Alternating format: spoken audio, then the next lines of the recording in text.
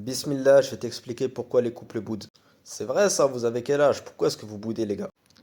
Waldi Hchouma, t'as 30 ans et tu boudes encore? Mais non, il y a une explication scientifique et psychologique à ça. Dans tout ce qui touche les relations humaines, couple, relations amoureuses, mariage, amitié, la peur numéro un, c'est toujours la peur de la séparation. En fait, il n'y a que ça. Il n'y a que de la peur de la séparation.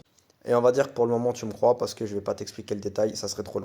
Et cette peur de la séparation, tu peux la diviser en deux. Il y a un, la peur du rejet, deux, la peur de l'abandon. Et en fait, tous les problèmes que tu vois dans les couples, ça touche toujours l'une de ces deux peurs, soit la peur du rejet, soit la peur de l'abandon. Et donc, par exemple, un homme qui se sent rabaissé, qui se sent pas respecté, ça c'est de la peur du rejet. Et une femme qui se sent pas importante, qui se sent pas mise en valeur, c'est plutôt de la peur de l'abandon. Et donc là, tu vois pas forcément le lien, mais dans tous les sentiments que ressent l'homme et la femme, il y a toujours soit un lien avec la peur de l'abandon, soit la peur du rejet.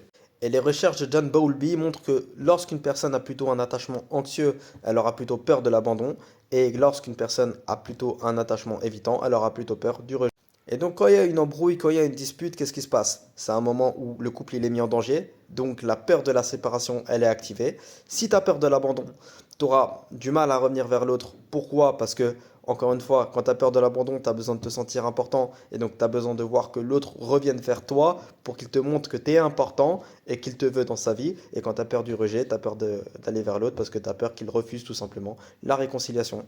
Dis-moi ce que tu en penses en commentaire.